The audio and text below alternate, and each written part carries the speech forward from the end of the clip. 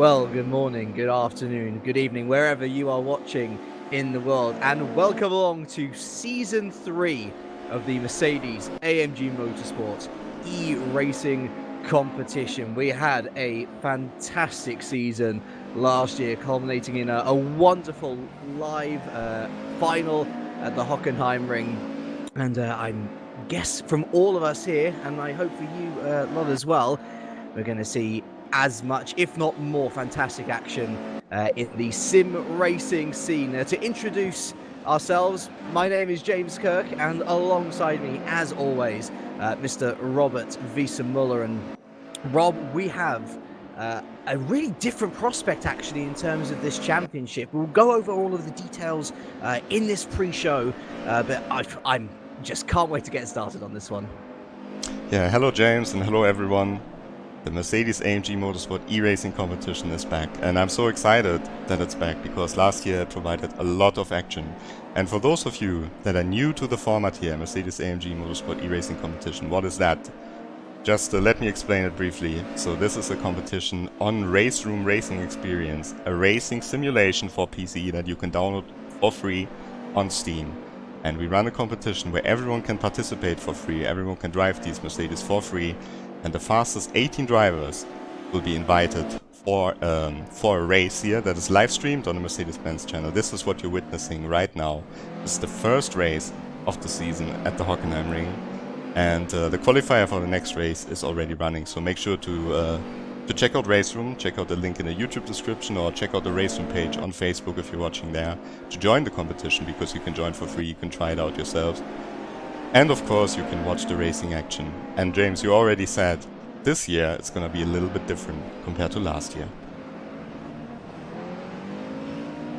Yeah, I mean, it's you see second column or I'm sorry.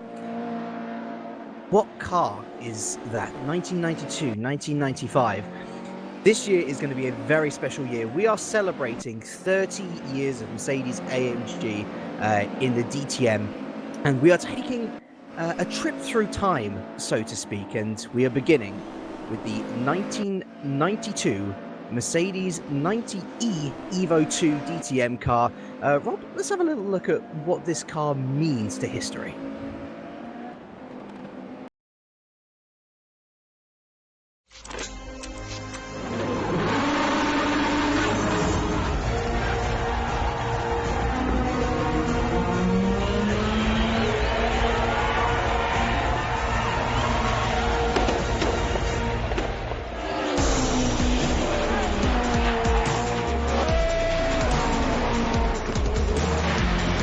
Hier geht Deutschlands schnellste Post ab. Das Kürzel DTM steht für die spannendste, hochwertigste und publicity-trächtigste Rennserie des Kontinents. Willkommen zur Show. Eine gewaltige Kollision. Mercedes 190 E 2,5, 16 Evolution römisch 2. Sie sehen es, wie sich Kreuzpointner mit einem Fechtsprung aus dem Auto rettet.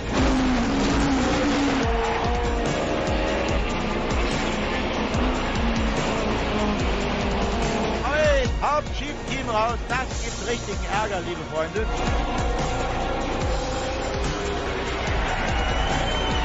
Die erste Frau, die jemals einen Lauf zur deutschen Tourenwagenmeisterschaft gewonnen hat. Eleanor, dein Applaus.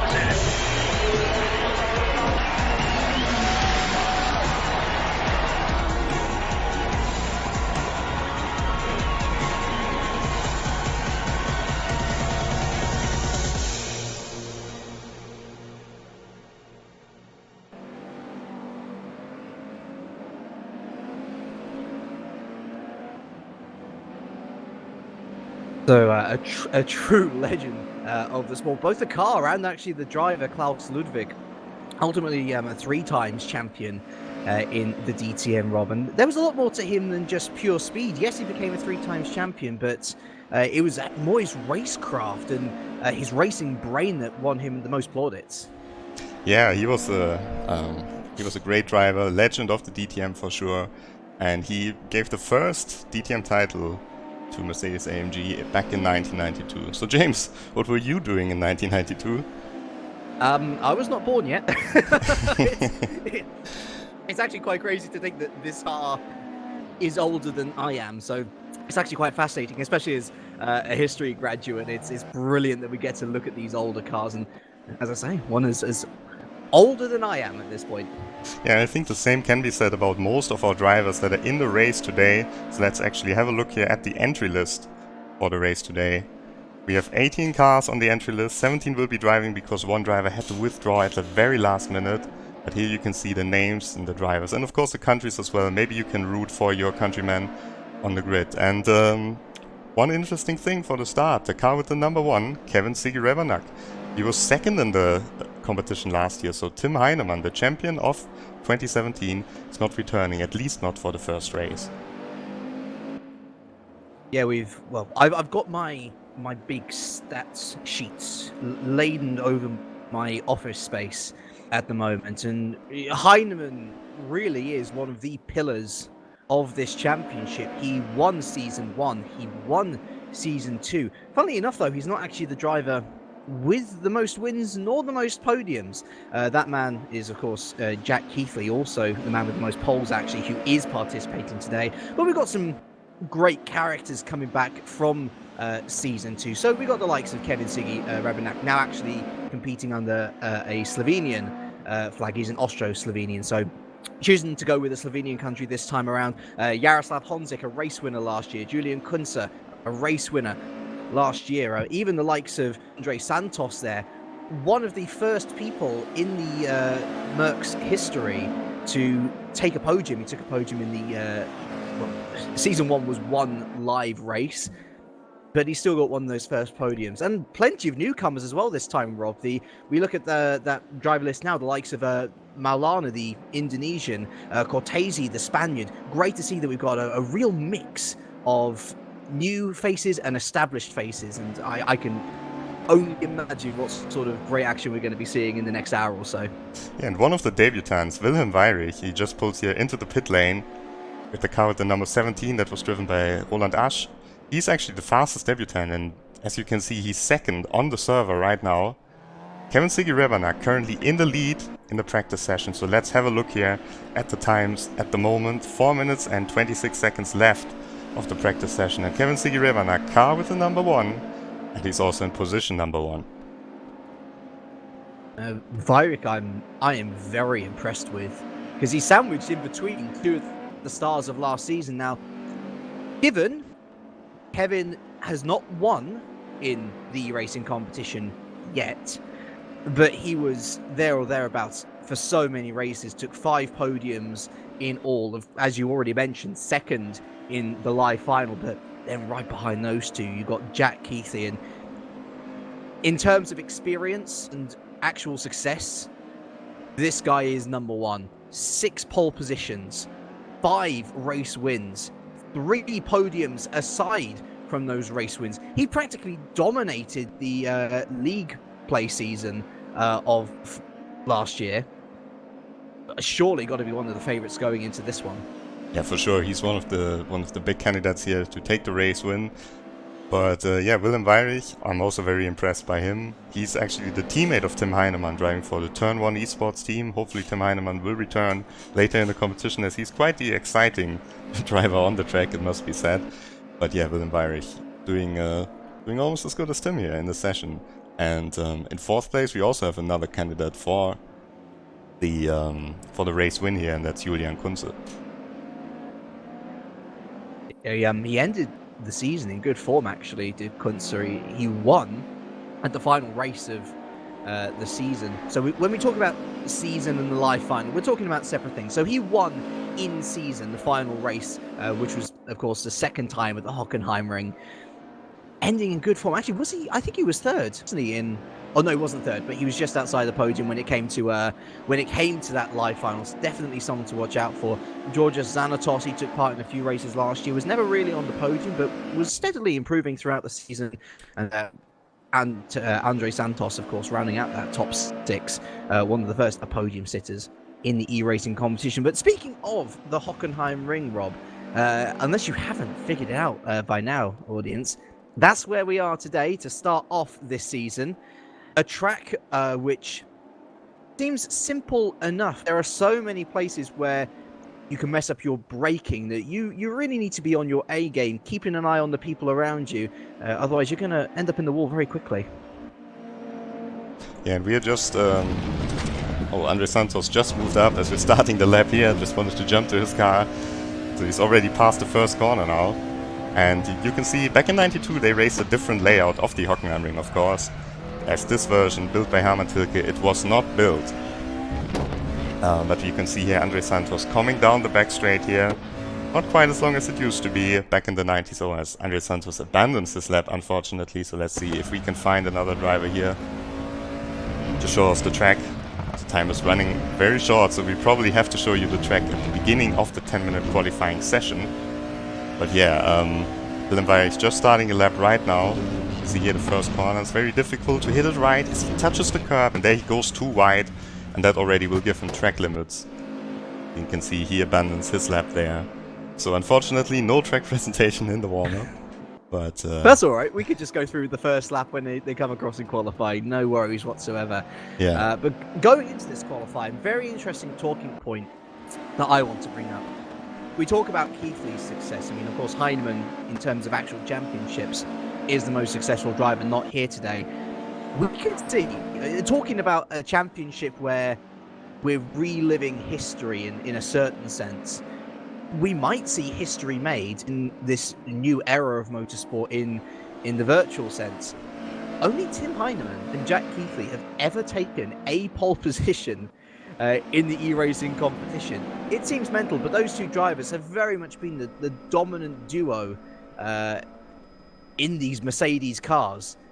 If someone else was to take pole position today, that would be history made, the third ever person to do so. oh, as you can see, Kevin Sigirivanak here spinning out at the end of the qualifying session, but it certainly looks pretty likely. So, as we move into the qualifying session right now, it certainly looks likely because, yeah, only Jack Keithley is here, Tim Hyneman is not here, so it remains to be seen. Let's just have a look back once again at the driver list, as we can see the cars coming out of the pits, because there are some extra hints how you can tell these cars apart when you look at the drivers here. You can see at the end, after the picture of the car, there's a little shape in the color, and that color is the same color that is used on the wing mirrors or on a stripe above the windscreen. So if you're not sure which car is Julian Konzern and which car is Andika Rama Maulana, the Indonesian driver, for example, then you can take a look here and you just have to remember the color of your favorite driver, and then you can easily tell them apart. Speaking of Andika Rama Maulana, that's quite an interesting name because he's the first driver from Asia who's in this competition. Yeah, right. Indonesian. I know that there are a number of Indonesian racing fans out there. I think probably their most well-known track over there is the Sentul International Raceway. I've commentated on a couple of sim races there, but it's so great to have such a diverse field. I mean, we've got the Brazilian, of course, in Vini Oliveira. We've got now the Indonesian in Maulana. We've got Spaniards, Brits, Czechs, Germans, of course, the local heroes. Such a wide and diverse field, and really shows just how widely accepted sim racing is now as a worldwide virtual sport. Yeah, it's great to see such an international field, and I know especially Andika Rama Maulana and Vini Oliveira, they also have quite a fan base, so shout out to everyone who's watching the stream at the moment, supporting them.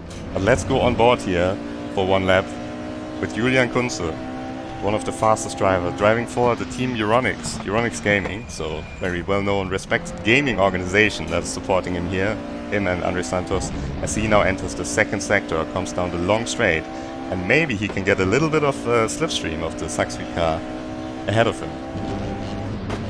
Of course, one difference from as we head towards the hairpin this year is that the cars don't have DRS. Unlike the 25th machinery that we were using last year, so they're going to have to rely completely on that natural slipstream.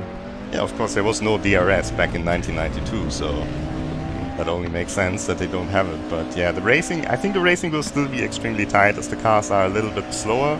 than the current DTM cars, and they're also relying much less on downforce. So we should see a lot of exciting racing action.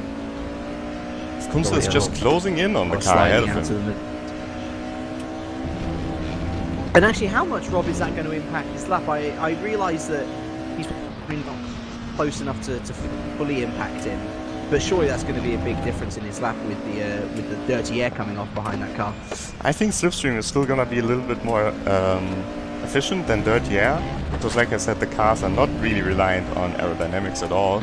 So I think this might actually help Kunze. As you can see, he's coming close, but he's not really coming that close, and he's getting held up. Let's see, Honzig, first car to finish a lap, provisional pole position.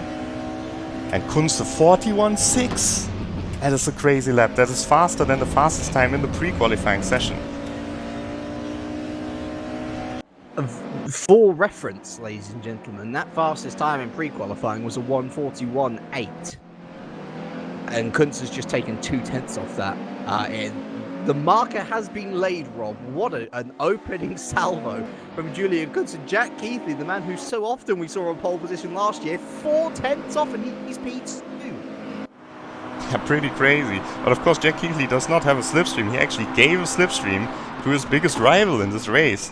So that's that's quite interesting to see.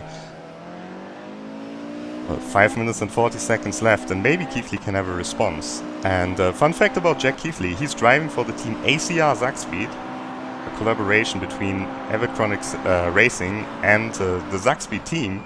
And the Zakspeed team actually entered this car in the 1992 DTM season for Mercedes. It's as I say, it's history reliving itself just with different drivers in the car, and of course it's virtual, but it is fantastic to see. I love the ACR Zakspeed partnership, purely because even more so now than last year, we're seeing a blurring of the lines between real life and not so real life as it is, and we wish Jack and the team all the best. And it is a quick and fast and furious qualifying session, as you rightly allude to there, Rob. Only 10 minutes to get your laps in, of over half of that done already. Kunze from Keithley, Maulana rounding out the top three. A very impressive opening couple laps, up to P2 now. Wow. Is Maulana. Okay, it's still 0.3 off Kunze, but what a start for the Indonesian. He's so on the pace here, and that's a crazy time. Goes back into the pits here. It's fantastic to see, as we see a lot of movement here. Moritz Löhner, for example, he's still in 16th. He hasn't even set a lap because probably he went a little bit too wide and it invalidated his lap time automatically. So he's starting his lap right now, but lots of surprises here. Kevin Sigi-Rebanak up to 3rd position now. That was needed. I was wondering where he was. That's a little bit more indicative of his pace. And actually, important to note as well, Rob, that there's a couple of little niches to this qualifying session that you won't see anywhere else, whether it be real life motorsport or virtual. Obviously there's a track lap. You know, invalidation if you go too wide, that's an in-game thing. It'll, you know, we don't have to have stewards for that. It's all AI based. Secondly, there's no need to come back to the pits, is there? You can just quit out on your lap, go back to the pits, and then go straight out. There's going to be no penalty that. But also, thirdly, we don't run until the last car crosses the line. Once that 10 minutes is up, that's your lot. So if you make a mistake on your out lap or on your final lap, then you're not going to get any more chances after that. Yeah, such a short qualifying session. It's so crucial that you deliver in this qualifying session, and yeah, we can see the first drivers here struggling under pressure. Willem Weyrich is another one who has not set a lap time yet. As Georgios Sanitos is just about to come over the line, stays in 11th position. Well, I guess what beauties of this particular season is that you are going to have to master different cars. And something tells me, Rob, that as we move through the years, we're going to see different people rising to the top. Yes, the championship protagonists are going to be able to, you know, do a good job with all cars. But I reckon for every race, we're going to see a real wild card in the mix. And maybe for the likes of Maulana, this car and him just gel together perfectly as Florian Haase there, another experienced name from last season, jumps up into P6. Yeah, and of course we have these different generations of cars, so they will do the first 2 races with the 92 car, and then they're in the 95 Mercedes-Benz C-Klasse, so it's a completely different car, and all these drivers have to adapt again, and that also gives everyone who wants to try a big chance to qualify for one of the races, because yeah, it's always a completely new opportunity. You're not starting a lap now, then you're not going to be able to finish it into the last chance saloon as it is of qualifying. So from Maulana, from Rebenak, as it stands, Wilhelm Weyrich very much under pressure now to try and complete a lap. So competitive in that practice session, Rob. He needs to put in a big effort now. Yeah, I mean, this is a good lap. If you look at the sector times below his name there at the bottom, you can see he's not too far off, but it's not going to put him on the front row, most likely. And the final couple of corners we come then with Wilhelm Weyrich. I mean, to be fair, a top 10 would be a good start for a rookie in Santos the season, into 5th position meanwhile. Yeah, that's a good thing. That's a good one from Santos. And there we go. That's a little bit better from Weyrich. Probably a little bit off what he wanted, but P7 will be a decent starting position as he's instantly demoted. I think, was that by Haase or Yashel coming back up into the top 6? Yeah, so Tim Yarschel, another driver who's doing very, very well here. Very young driver from Germany. Is, I think, his first race in the eRacing competition, and he's standing there in the pit lane in the nice number 12 car that Jörg van Ommen drove in 1992. As we can see now, the last driver still on their laps. Kevin Sigi-Rebernak. This could be an improvement. This could be second. That's wide from the Slovenian, and it is second though. Heartbreak for Maulana, who was looking to start on the front row, but that is exactly what you get from Kevin Sigi-Rebernak, is commitment until the end. But regardless, Rob, history is made. The 3rd ever pole sitter in the eRacing competition is Julian Konzern, who will start from pole from Kevin Sigi-Rebernak. Only 3rd for Jack Keith, or not even 3rd, sorry, 4th for Jack Keithley. He's going to be disappointed by that, behind the newcomer Maulana. Yes, superb job by Andika Rama Maulana. As we can see here, the race will start immediately. 20 minutes of racing, only 40 seconds until the light goes on, and then the light goes out and everyone's racing. As we can see the cars joining the grid, everyone still puts the fuel in here, make sure they have enough fuel to drive the whole distance. And there's no formation lap either. Yeah. This car is fresh out the garage, you know, ready to go. And we hope that you're all on the edge of your seats. It's been a fascinating qualifying session. We hope it's a fascinating race as well. As we wait for the lights here now. Is there going to be an incident to turn? Well, we're going to find out as we are racing for the first time in Season 3. What a great start from Maulana, straight off the line. And is he going to go and challenge it to turn 1? Yes, he is. Konzern takes a wide berth, goes fully around the outside of Maulana. A great start from the Indonesian. Rebenak taken completely by surprise as a little wiggle there as we head down to turn 2 already. Crazy starts to Season 3. Heading into this first hairpin, then it's Konzern just about leading from Maulana. Keithy stayed in 4th. Santos has made up a position there. Haase, a big loser, down to P8 already as we head down the back straight here for the first time. As we've said in qualifying, no DRS. These are old cars. You're going to have to rely on the natural means, and natural means they are relying on as we head down into turn 1. Maulana challenging for the lead of the race, and he's not able to do it around the outside. He was always going to be a bit optimistic. Car doors banging together already as we head up to the Mercedes arena. What a start, Rob. What a start for Maulana, but also a super clean start. Maulana once again challenging on the outside. Keithley around the outside of Sigi-Rebernak now into 3rd position. Fantastic move. And Konzern, he has to defend super hard against Andika Rama Maulana from Indonesia. In his first race, Maulana, and he's already challenging for the lead against the very experienced Julian Konzern. And sliding through Mobile 1, that is what I like to see from these older cars as we head through Sachs Corner now, also known as turn 12, before the quick left and right of 13 and 14 into the final corners of 15, and then the Sud curve. At the end of lap 1 then, at the end of 2 minutes out of 20 of racing, it is Konzern who leads from Maulana and Keithley. Oh, Keithley! I think side by side. I think that was a timing pitch. No, I think what happened there was that Maulana picked up a cut penalty, and so his car had to slow down, and so Keithley managed to sneak past him here. That looked a bit funny, but Keithley, either way, up into second position. Keithley from Maulana, then Rebenak, Eirik, Santos, Yarshel, Bunky, Honzik, and Haase rounding out the top 10. But that was actually a super crucial first lap for Konzern, wasn't he? Maulana was all over the back of him. Now there is a 7/10 gap back to the experienced Jack Keithley. If Konzern wants to go on and win his second Santos! race. Oh, there's contact! Spin! I think that's Keithley. It's Keithley, Wow. yeah. Was he spun?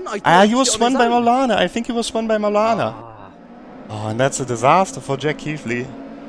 He's I tell you what, Jack Keithley not in the best vein of form at the moment, Rob. Remember, in the live final, of course, got into contact there as well, was leading the race, ended up finishing third. He's not won a race since the Nürburgring last year. That was round 7, I want to say, and now right at the back of the field. And he will be so angry about that, because I was actually focusing on Santos, who was also late on the brakes. But yeah, Keithley definitely got a tap there. The same corner where he lost the race at the final last year, so he will be very, very angry. Back to 16th position. Daniel Chiranko actually currently in last position, so something must have happened to him as well, as we are following the midfield battle here with Benz Bunky right in the mix. I'm thinking Honzik and Chiranko came into contact with each other because they were both around P10, and they are now both well outside of P10. But what this ultimately means, Rob, is that Kevin Ziege-Rebenak has picked up a free position. And speaking of picking up positions, well, Andre Santos, we were talking about him being one of the first ever podium sitters in the eRacing competition. He's not picked up a podium since.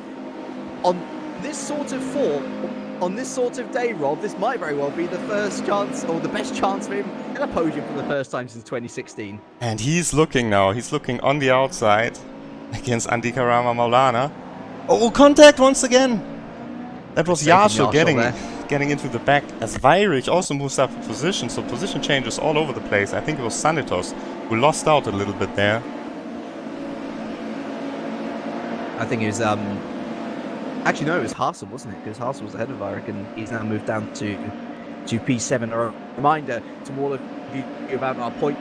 We go very standard here in the eRacing competition. First down to 10th is your point score, 25 down to 1 point. And ultimately, a lot more pressure on the drivers this time around, Rob, to get those big points where it matters. Only 5 places up for grabs from league play to get yourself into the live final this time around, as opposed to 6 last year. As I say, the pressure certainly a little bit more intense than it was in Season 2. Yeah, for sure, and I think we can already see some drivers showing nerves here. Oh, Yarshel once again, they're very wide on the exit of the corner. As we've passed the 5-minute mark now, it's crazy to think that only 5 minutes have passed, to be very honest. But let's talk a little bit about Julian Konzern. He ended the year in pretty good form, of course, taking up the final win in league play last season. Doing well, you know, by no means disgracing himself in the LAN event. And, well, he did have roughly a 2-second gap on Rebenak, who is now closed into 1.5. He just needs to keep on being consistent, as Julian Konzern is well known for, Rob. Yes, Kevin is coming, but he's got a little bit of time before that, certainly on current pace. And what you should remember is that Kevin Ziege-Rebenak, despite finishing in the 2nd position last year in the final, he has never won a single race in this competition, so yeah, it just remains to be seen how he can perform here. He's actually, I'm looking at my stat sheet now, he's actually, in terms of podiums, as equally successful as that man at first, Julian Konzern. Both have picked up 5 podiums in their careers as Jack Keithley. moves up to 14th there past Lucas Buron and Gio Cortese, who are still battling away there for the last couple of positions. But the difference that Konzern has over Rebenak, of course, is that race win. And maybe that experience will come into play in the second half of the race. Yeah, we also do not know how the tires will hold up here in the race. Watching here with Julian Konzern, one of the new drivers. I think he went outside of the track. They're under a lot of pressure. I think he went outside of the track boundaries here as well. And this year, your car will get automatically slowed down if you do that. So you really have to be careful with the track limits. I think he got away with it this time. Well, either way, he's got an experienced man behind him, Jaroslav Honzik, one of the 4 different race winners. We've talked about Hyneman, we've talked about Keithley, we've talked about... Oh, and there you can see it. Sanitos made a mistake there. Yeah, and it should give the position to Kuhn and maybe also to Honzik, who's a little bit further back than where we know him. I was just going to spiel the rhetoric on Jaroslav Honzik. Very smart driving, getting into the slipstream of Kuhn. Although we're going to go 3 wide into the hairpin, surely not. And Kuhn was completely sandwiched in between them. Thankfully, he comes out in P10. Honzik, though, opportunistic driving, going completely outside the 3 of them. He comes out in P11. But like you say, Rob, a lot lower than where we saw him. I know that he got involved in an incident early, but we're talking about one of only 4 race winners in the competition. Honzik, such an experienced man, and was very well known last year for just keeping calm, staying out of trouble because of it. Yeah, so, but you could also see in the background already Jack Keithley with the green car coming up behind Honzik. So if Honzik wants to move up into the points, he needs to hurry up. Meanwhile, we're just gonna focus for a moment here on the battle for the 3rd position, for the final place on the podium. Actually, I think that's going to be Yarshel taking P4 from Andre Santos, who ran wide, slowed down a little. Oh, I think Maulana here ran wide as well. That was just on the edge. You can see Yarshel there in the car, in the white car with the red stripe above the windshield there, you can see it. Closing in on Maulana and actually went past Santos. And Yarshel, the youngest driver in the field, he's looking so promising. I've got to admit, I was expecting to be maybe around the lower areas of the points. I tell you what, he's driving up in these top 5 positions as if he's been here for a season, much as many of the other drivers. Andre Santos would be a little bit frustrated with himself, I'm sure, that he went wide there. But ultimately, all of this battling for P4 is helping Maulana just edge ahead by this point. Konzern and Rebenak have very much checked out. But that battle for 3rd still very open as we approach the halfway point. This race looking back in now. Wilhelm Weidrich, who's trying to hold off Ben's Bunky, and Bunky, a very experienced man himself. Maybe not so much in the Mercedes eRacing competition, as Santos looks to sell the dummy into Mobile 1. Very, I don't want to say naive, but very cheeky of Santos. Eager to earn back that P4.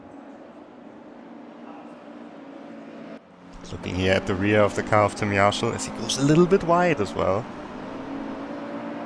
Still gets a good run out of the corner. Very wide once again here, using all of the AstroTurf. But yeah, Andre Santos putting a lot of pressure on Tim Yarshel. And that allowed Antikarama Maulana to get a little bit ahead of them once again. You do have to wonder, though, if there was contact between Maulana and Keithley, may that yet see repercussions post-race, Rob? Yeah, of course it could lead to a penalty. We couldn't really see what exactly happened with Maulana and Keithley, but of course we will make sure that everyone's driving fair here in the competition, so there will be stewards judging the racing incidents, but that is happening after the race. It's difficult to do it live in race, isn't it? As Andre Santos there sells the dummy once again, goes to the inside. Oh! Of the hairpin. Goes a little bit deep though, and will Yarshel capitalise on the cutback? I think, to be fair, Santos has done very well to keep it in. We're going to go side by side through turn 7. And no, Yarshel does just about stay ahead, although Santos is going to brake very late into the Mercedes arena. Not able to do it though, as is he going to try around the outside? Yes, he is. Contact once again. as we head through turns 9 and 10, Yarshall holding on for dear life to this P4. And look at Malana now, streaking off into the distance. He's been able to open up a 1.5 second gap to these two.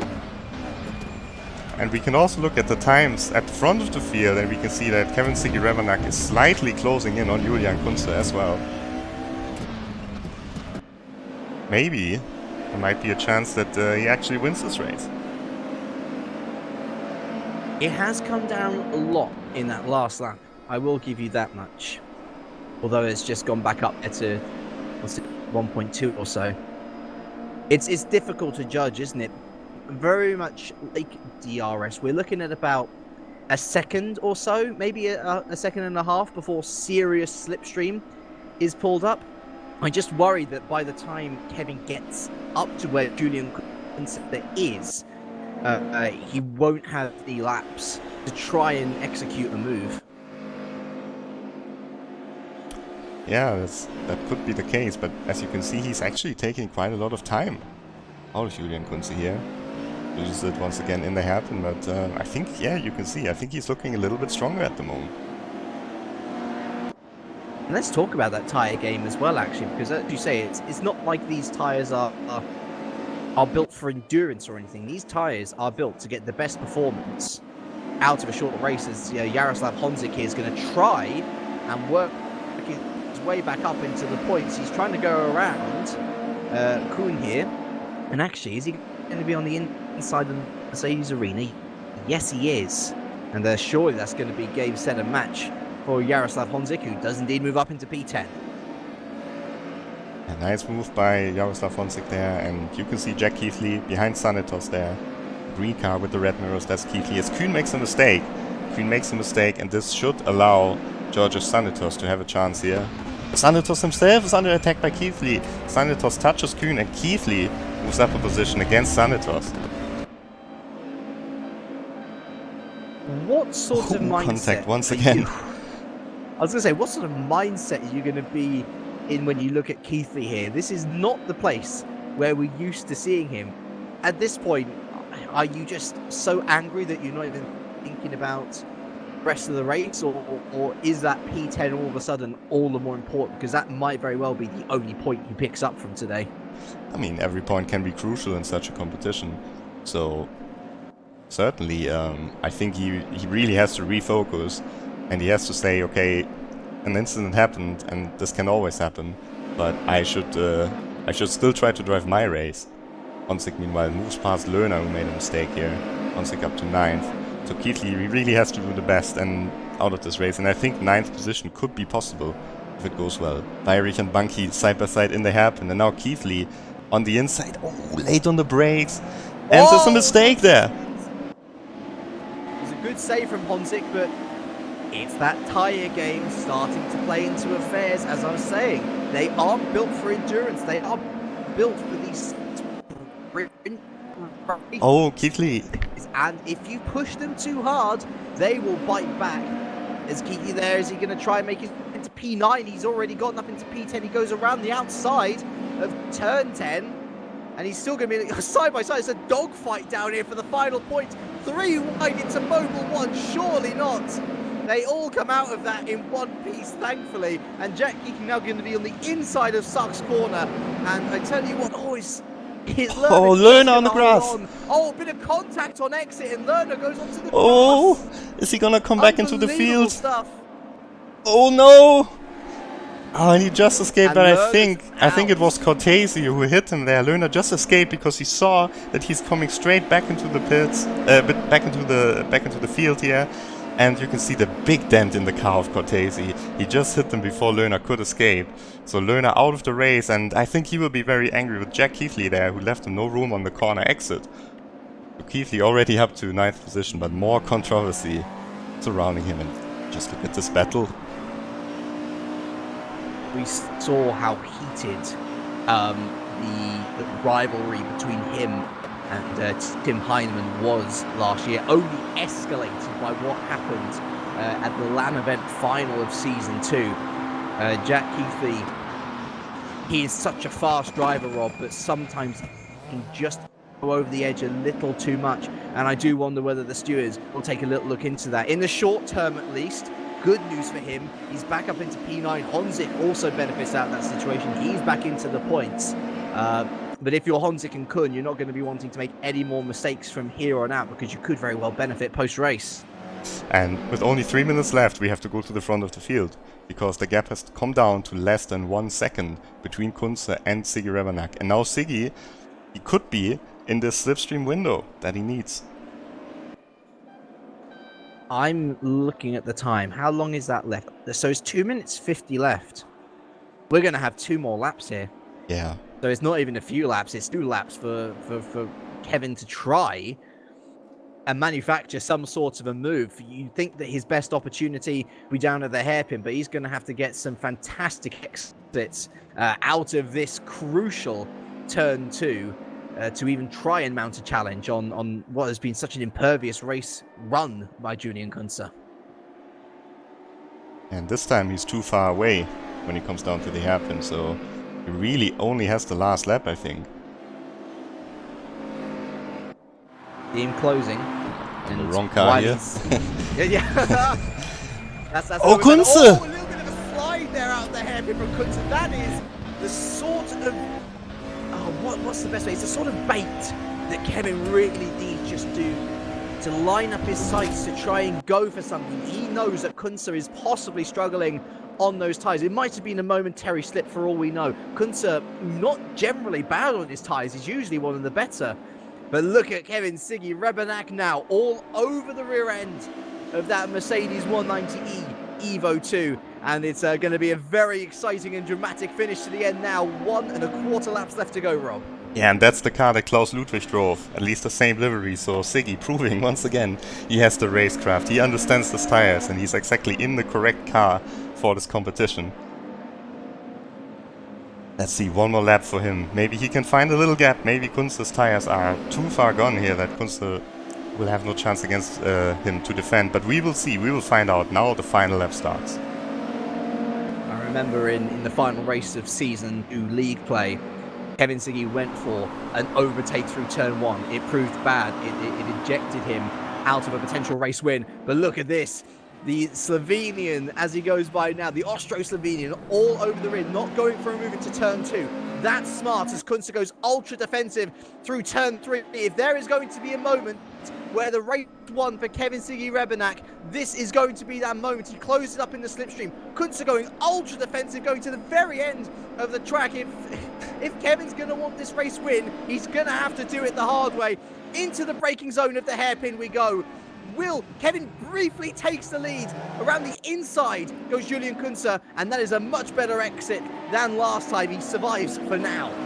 But so close. Kevin Siggy Rebernak, he still hasn't given up. As Kunze goes defensive once again. Oh, and now Siggy on the outside. He's actually ahead with his nose. Oh, can he hold the position?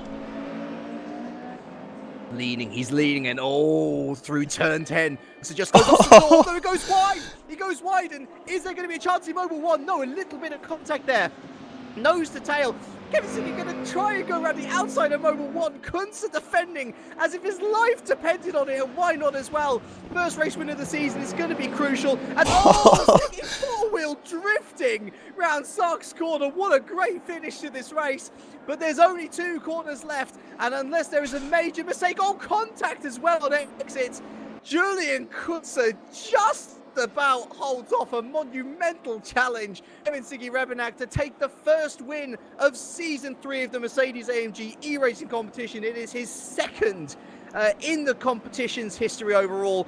Kevin Siggy Rebernak, he becomes the man who's taken the most podiums in the competition history, but he'd rather have a race win than a second place, I can tell you that much. What to say of Andika Rama Marlana? Such a huge impression made already. Possible repercussions though from contact earlier. He takes P3 with Yarshall. Such an impressive debut from him, P4. Santos rounding out the top 5.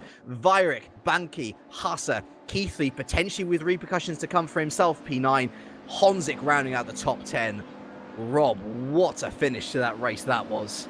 That was a crazy race, and Kunze really earned this victory here. Fastest lap of the race goes to Kevin Seeger-Remarnak, only one to break in the 41s in the race, in RaceRoom. But yeah, what a race this was. And just to remind you, ladies and gentlemen, that is round 1 of 9. There is still so much action in the Merc to come throughout this year. And I guess one of the great things now, Rob, that we can look forward to is those cars were so dynamic to watch, sliding through corners, struggling to get grip out of hairpins. Well, we get it for another race at the RaceRoom. Yeah, and you can tune in once again in exactly 2 weeks. I think the race will be 1 hour earlier. It will start 1 hour earlier, but yeah, in 2 weeks you should be tuning in once again for the Mercedes-AMG Motorsport eRacing competition. And if you want to drive these cars, of course, you can join for free on RaceRoom, download it on Steam, or just follow the link that shows on the picture right now in the top left. And then you can just download it, you can join the competition yourself, you can see how close you can get to the times of Julian Konzern and all the other drivers here on the field. And maybe you will qualify as well for the next round. Maybe we will see you. It's open game, of course. Set your hot lap. See whether you can compete against the best that you see here. Of course, 20th of May. Mark that date down in your calendar.